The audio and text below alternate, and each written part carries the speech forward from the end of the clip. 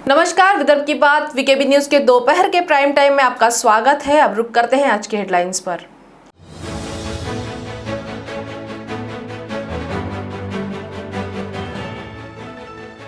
Spa और beauty parlour की आड़ में देह व्यवसाय का पर्दाफाश। पंचशील चौक के निर्वाणा स्पा सेंटर से 2 युवतियों को क्राइम ब्रांच ने छुड़ाया।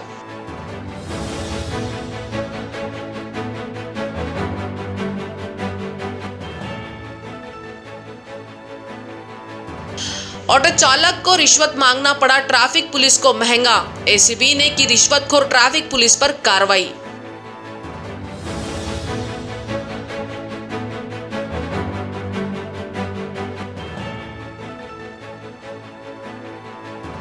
और शर्मिला राज ठाकरे के जन्मदिन पर मनसे ने किया सफाई कर्मियों का सम्मान।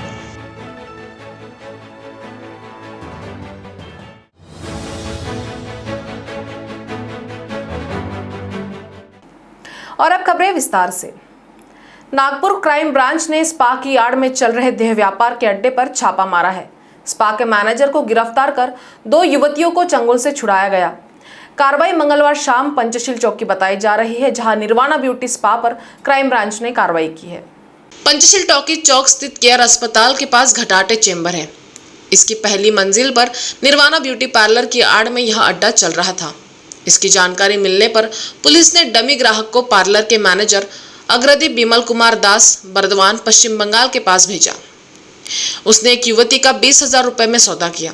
पुलिस ने छापा मारकर दास को पकड़ लिया। उसके अड्डे से 23 और 25 साल की 2 युवतियां मिली हैं। अड्डे का मालिक विभूति बाला बिसेन बाला पश्चिम बंगाल का है। आरोपियों ने जनवरी में यह अड्डा आरंभ किया था। लॉकडाउन की वजह से इसे बंद कर दिया था। सोमवार से उसे पुनः आरंभ किया। इसकी पुलिस को भनक लग गई। पीड़ित युवतियां बेंगलुरु के गौरवदास विश्वास के माध्यम से इस अड्डे से जुड़ी थी। वह 1 साल से विश्वास के संपर्क में रहने की जानकारी सामने आई है। गुप्त माहिती मिळाली होती की Nirvani beauty spa Panchsheel square care हॉस्पिटलच्या बाजूला इथं ब्युटी स्पाच्या नावाखाली देह व्यवसाय चालतो। त्याच्यावरून आम्ही हंटर पाठवून त्याच्यावर रेड कारवाई केली। त्याच्यामध्ये आम्हाला 2 पीडित मुली मिळाल्या, त्यांची सुटका करण्यात आली आणि मॅनेजर अग्रदीप बिमल कुमार दास हा त्या ठिकाणी मिळून आला आहे। सर त्या मॅनेजर पण होता क्या? हो, मॅनेजर त्याच्यामध्ये। सर टोटल किती रुपये भेटले सर? टोटल आम्ही 22 रुपयाची डील झाली होती, त्याच्यामध्ये 2,000 रुपये त्यांच्याकडे। सर जे आरोपी आहेत ते कुठचं राहणार आहे? एक आरोपी अग्रदीप बिमल कुमार दास हा पश्चिम बंगालमधील राहणार आहे मॅनेजर। तो पण स्पामध्येच राहतो। आणि दुसरा त्याचा एक मालक आहे, स्पाचा मालक, तो पण पश्चिम बंगालमध्ये आहे। आणि तिसरा एक मुली पुरविणारा गौरवदास विश्वास हा बेंगलोर येथील असल्याचे सांगत आहे। हे किती दिवसापासून यांचं काम चालू होतं इकडे? आता यांना विचारपूस केला असता जानेवारी 2021 पासून सदर स्पॉटची ओपनिंग केल्याचे सांगत आहेत आणि लॉकडाऊनमुळे बंद होता। मागील 7 तारखेपासून सुरू झाल्याचं सांगतात। पीडित महिला त्या पुढील तपासामध्ये ते निष्पन्न होतील। आम्ही गुन्हा दाखल आपला सीताबर्डी पोलीस स्टेशनला गुन्हा दाखल करून पुढील कारवाई करता त्यांना देणार आहोत।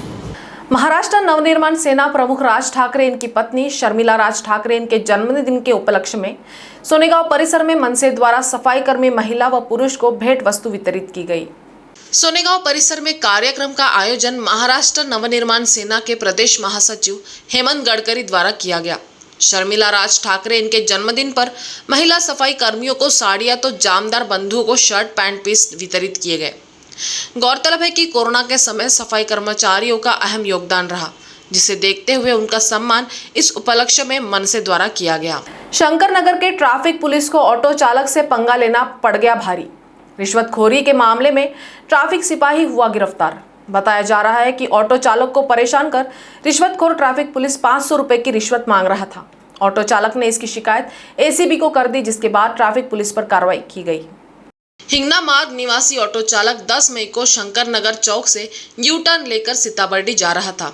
उसी वक्त एम्बुलेंस की टक्कर से ऑटो क्षतिग्रस्त हो गया था। समझौता होने से एम्बुलेंस चालक वहां से चला गया। वहां मौजूद सोनेगांव ट्रैफिक के सिपाही विपिन महाजन ऑटो का 2000 रुपए का चालान कर उसे ट्रैफिक चेंबर में ले जाने की धमकी दी। ऑटो चालक के पास लाइसेंस नहीं होने से महाजन ने 200 रुपए का ऑनलाइन चालान दिया। उसे कार्यालय में जमा करने को कहा गया, जबकि ट्रैफिक पुलिस महाजन ने ऑटो चालक को 500 रुपए मांगते हुए रुपए नहीं देने पर ऑटो दिखाई नहीं देगा वो ऑटो कार्यालय में जब्त करने की धमकी दी। परेशान ऑटो चालक ने 1-2 दिन में रुपए देने का वादा किया, जिसके बाद उसने एसीबी को शिकायत की। मंगलवार को एसीबी ने महाजन को रंगे हाथों पकड़ने के लिए जाल बिछाया, लेकिन संदेह होने से महाजन ने रुपए लेने में टालमटोल करने लगा, जिसके आधार पर प्रतापनगर थाने में घूस मांगने का मामला दर्ज कर महाजन को गिरफ्तार किया गया। हाल में घुसखोरी को लेकर ट्रैफिक ब्रांच काफी चर्चा में है। वक्त हो गया एक छोटे से ब्रेक का, मिलते हैं एक ब्रेक के बाद। कहते हैं जब प्रोफेशनल लाइफ रंग लाती है तो पर्सनल लाइफ थोड़ी फीकी पड़ जाती है। गलत, बस बैलेंस जरूरी है। जैसे एक्स्ट्रा लाल और एक्स्ट्रा तेज एक ही चिली पाउडर में हो सकते हैं। नेचुरल रेड और तीखेपन का परफेक्ट बैलेंस है सुरुचि तेजा लाल चिली पाउडर। खाने में हो रुचि तो घर लाइए सुरुचि। ब्रेक के बाद आपका स्वागत है। राज्य में महाविकास आघाड़ी सरकार किसानों के साथ खिलवाड़ कर रही है।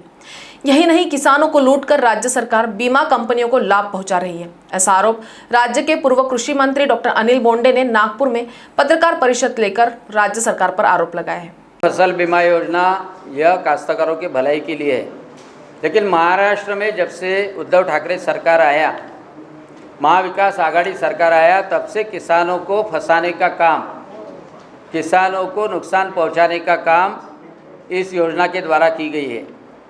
आपको बताना चाहता हूं कि 2019 में जब देवेंद्र जी फडणवीस का सरकार थी, तब 128 लाख किसानों ने पंतप्रधान फसल बीमा योजना में अर्जी भरी थी। उसमें से 128 लाख किसानों से 85 लाख किसानों को 5,795 करोड़ रुपए का मुआवजा मिला था। यानी 2019 के खरीफ में बीमा कंपनियों को 1007 करोड़ रुपए का नुकसान हुआ था। बाद में उद्धव ठाकरे सरकार आए और उन्होंने पूरे बेस लाइन प्रोडक्टिविटी के निकष बदल डाले।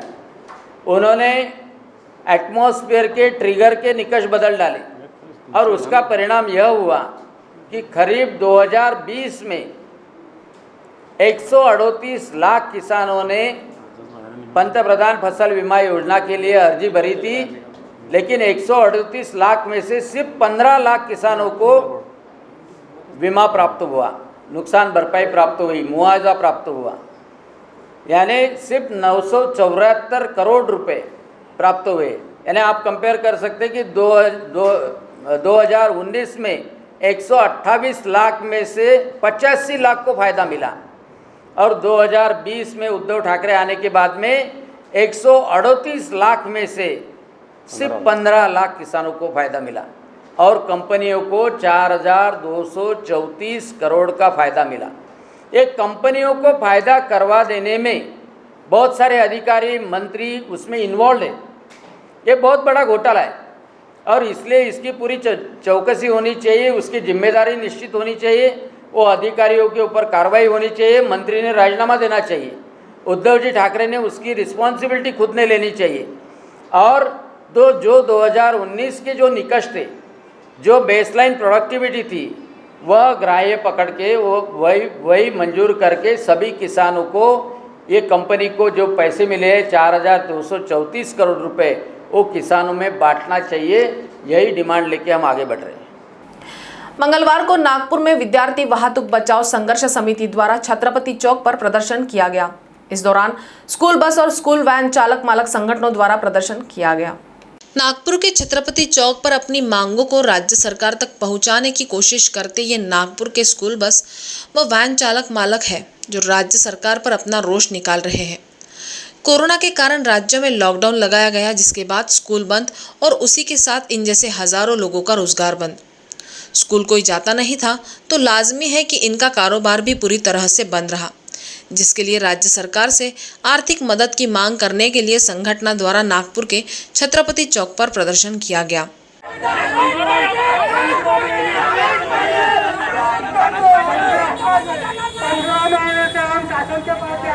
उद्धव सरकार होश में आओ, होश में आओ, होश में आओ। सरकार का जाहीर निषेध। मागील 15 महिन्यापासून ज्या गाड्या शाळेय विद्यार्थी वाहतूक व्यवसाय बंद आहे कोरोना काळामध्ये, तर तेव्हापासून आतापर्यंत आम्ही मागण्यांचं जे निवेदन आहे अनेक पद्धतीने अनेक स्वरूपाने सरकारी यंत्रणेपर्यंत पोहोचवले. जवळजवळ 200 निवेदन आम्ही सरकारांना दिलेले आहे. इथे स्थानिक पातळीवरती आपले असलेले खासदार, आमदार, जिल्हाधिकारी साहेब यांच्यापर्यंत आम्ही पोहोचवून आपल्या मागण्या मांडलेल्या आहे. परंतु आजपर्यंत कोणत्याही मागणीला आपल्या सरकारी यंत्रणेतर्फे प्रतिसाद दिला गेलेला नाही आणि आज ही वेळ आली आहे की आम्हाला रस्त्यावर उतरून आमचं प्रदर्शन करणं गरजेचं पडलेलं आहे. पांचपौली थाने के कमाल चौक के बाजार में अज्ञात व्यक्ति की पत्थर से सिर कुचलकर हत्या कर दी गई।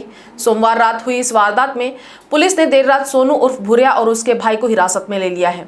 दोनों द्वारा लूटपाट के इरादे से हत्या किए जाने की आशंका जताई जा रही है। एक माह में पांचपौली थाना परिसर में हत्या की ये चौथी वारदात है।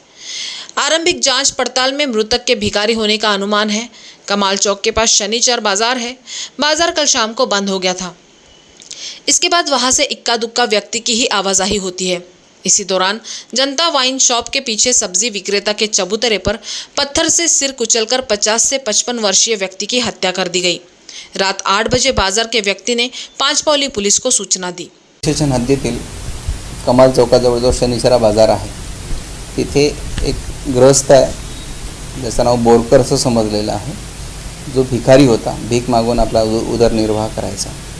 त्याच्यासोबत दुसरा जो ज्यांनी हत्या केली अशी माहिती मिळालेली आणि त्याला आम्ही अटक पण केलेली आहे। असा तो आरोपी भुऱ्या उर्फ सोनू वल्द अब्दुल शकूर याच्यासोबत नेहमी राहायचा। त्या दोघांमध्ये आई बहिणीची शिवीवरून त्यांचा वाद आणि मारामारी झाली आणि यातला जो आरोपी आहे भुऱ्या त्याने मयताच्या डोक्यावर दगड मारून त्याची हत्या केली। आरोपी जे पंक्चरचं सोल्युशन असतं त्या सोल्युशनची नशा करतात आणि कालसुद्धा आरोपीला जेव्हा आम्ही ताब्यात घेतलं तेव्हा तो त्याच नशेमध्ये होता। त्यांच्या रेकॉर्डवर काही नोंद नाही किंवा त्याच्यावर कोणताही गुन्हा दाखल। दोघेही एकत्रच राहायचे। यातून भीक मागून जो काही पैसा मिळायचा ते आपसात जेवण खावण आणि नशा वगैरह करना ते सोबतच करायचे। तो दोपहर के प्राइम टाइम में अभी इतना ही। आपसे फिर मुलाकात होगी, तब तक बने रहिए वीकेबी न्यूज़ के साथ। नमस्कार।